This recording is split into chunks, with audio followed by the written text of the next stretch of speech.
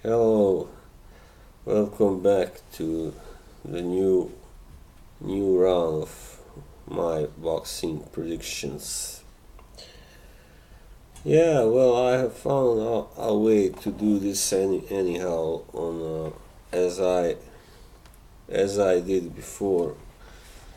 It's a little bit it's a little less convenient, but anyway, I can still shoot it the old way. Well, let's go over to the fight of the next weekend. I am here back in orange, as you can see. Well, the first fight is a comeback for Carlos Cuadras, actually, who has lost a few fights, as you may know, recently. Um, and he's fighting a guy called Ricardo Nunes. Yes, Cuadras, he lost his last two fights actually, but both were really high-profile fights to McWilliam Arroyo and Juan Francisco Estrada, both on points. And before that, he was also beaten by Roman Gonzalez, Chocolatito. But before that, he had a really good run, and he was actually a surprise winner of the fight against Srisaket Sorunvisai, who then went on to defeat, of course, Chocolatito twice, even though it was a technical decision. But anyway, his opponent, Ricardo Nunes, I don't know that much about him, but he's from Panama. But he's got a record of 29 victories and 7 losses. He's been stopped 4 times. Yeah, so I don't know. I guess, even though he's been stopped a few times, I think that the Cuadras will perhaps have to go the distance here, most likely, and but I'm not really so sure about it. He may also win by stoppage, but anyway, I don't know. I thought since he was returning after 2 straight losses, that this is a 10-round fight also, that he might be a little affected by those losses. So comeback fights are never not always that easy, and this guy Nunes, he's not exactly a bum, even though he's not a elite level fighter. But anyway, I'm a little split there. First, when I made this prediction in my friend Ryan Kinzet, who runs this prediction league on Facebook,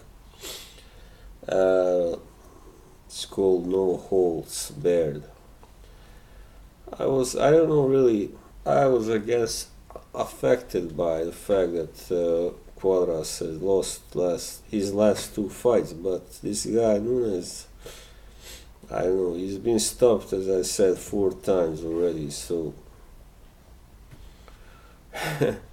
Cuadras is no slouch, of course, and he's got 27 KOs in 36 out of 36 wins. So, but his last victory by stoppage was against Richie McPranum in 2016, so it's been 2 years. Yeah. Well, maybe but I just thought the safest thing would be just to put a UD, unanimous decision for Quadras. Yeah. Yeah. Okay. That was that fight, and then there are some. Well, Jesse Hart. Let's take that one. Okay. First. Um, Jesse Hart is fighting against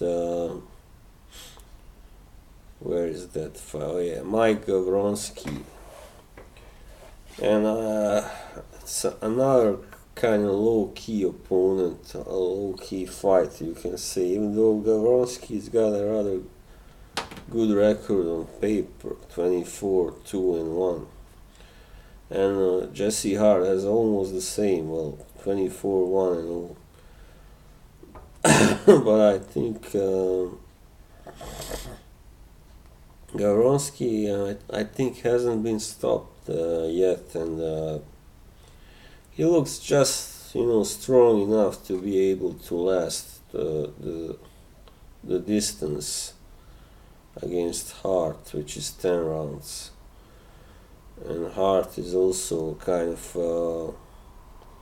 he lost for the first time not so long ago against Gilberto Ramirez. He was also dropped in that fight. Sorry. Yeah.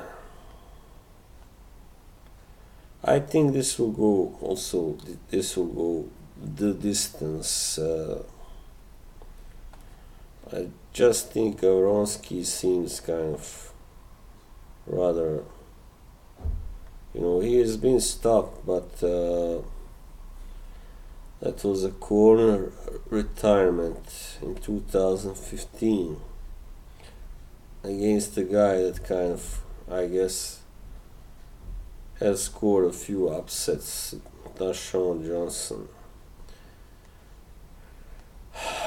This one is also kind of open, it's either can be a unanimous decision for Hart or a stoppage in like 7 or 8 rounds, something like that.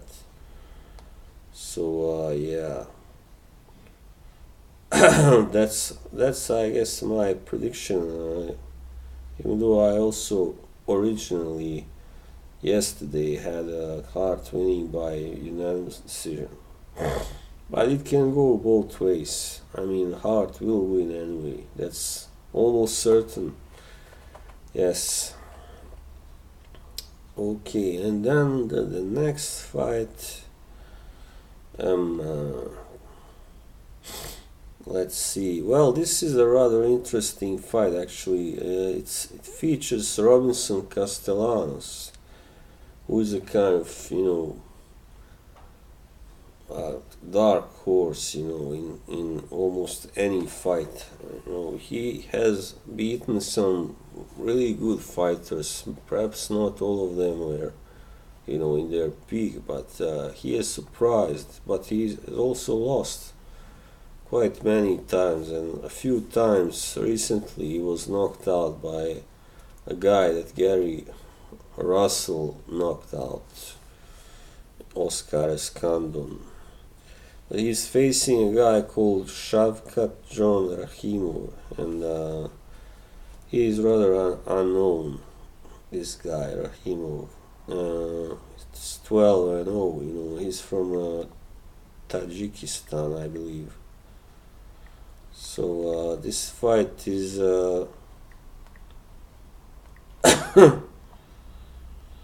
is in Russia. Yeah, Rahimov is a puncher, it seems. He's got 9 KOs, but perhaps not a really devastating puncher, because he in his last fight he stopped Malcolm Klassen, who is pretty, past it. He stopped him by TKO in the 8th round. So, and most of his knockout victories are by TKO and not KO. And Robinson Castellanos, he's rather more like a warrior, a brawler who kind of takes his time.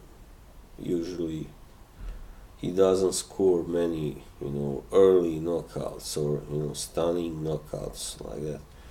He did stop Gamboa in Gamboa's last fight, but Gamboa is, as you may know, kind of washed up.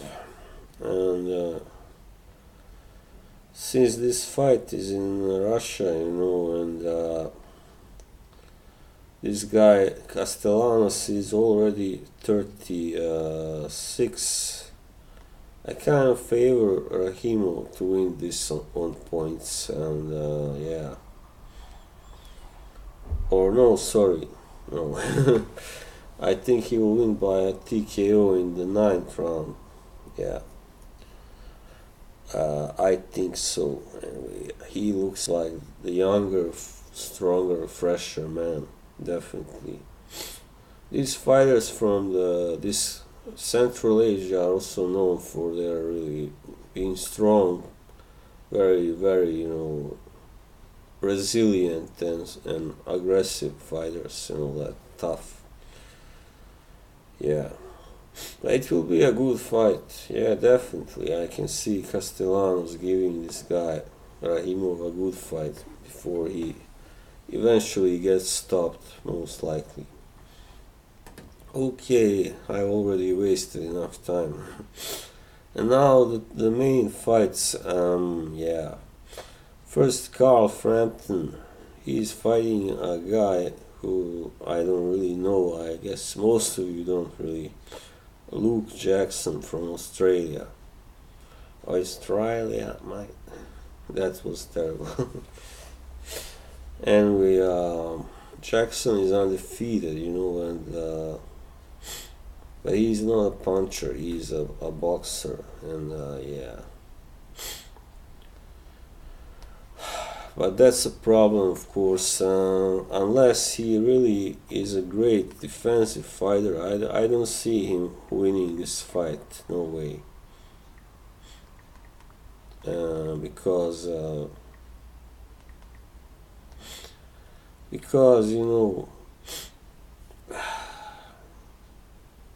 I'm just looking through his record. Yeah. He seems to have a really quite good amateur background, but I think Frampton is more, of course, just a better fighter and more experienced now as a pro and all that. But I'm not sure if he will be able to score a stoppage victory because since he moved up to featherweight. He hasn't really scored a knockout, and his last knockout victory was in 2015, I think, against Chris Avalos. But that was at super bantamweight. So anyway, Frampton wins definitely. I mean, he will. But I guess it will be rather competitive. I think this guy Jackson is must be a rather good technician, I think, and yeah, may give Frampton a challenge. Yeah, I hope so, of course. Yes. And then the final fight is not really worth of its name, but anyway, Tyson Fury once again returns against Francesco Pianetta, and this is just another safe fight for Fury. This guy Pianetta, he had a few decent victories, but nothing really worth bragging about. And then he was really exposed, by Vladimir Klitschko. So, you know, I think Fury will get this rather easy, because Pianetta is now, well, 33, almost 34, and he's got, he's 6'5", but still got 4 inches height disadvantage, and he's now been fighting as a pro since 2005, so it's, 13 years. He was also stopped by Kevin Johnson, and also actually Ruslan Chagaev knocked him out in 1 round in 2015, that's right. So I think this fight shouldn't really go that far. I mean, perhaps 6-7 rounds. Even though Fury is still, not perhaps at the same physical level that he was when he beat Vladimir Klitschko, but he's still a really big, strong guy who, comes. He really brings the fight, and just I don't see Pianetta being able to last, the distance. So I put down a 7th round TKO in this prediction league of my friend, but may not even last that long. But anyway, let's say 7th round TKO for Tyson Fury. Yes, okay, I'm finished now, and thank goodness. So see you again sometime. Bye bye.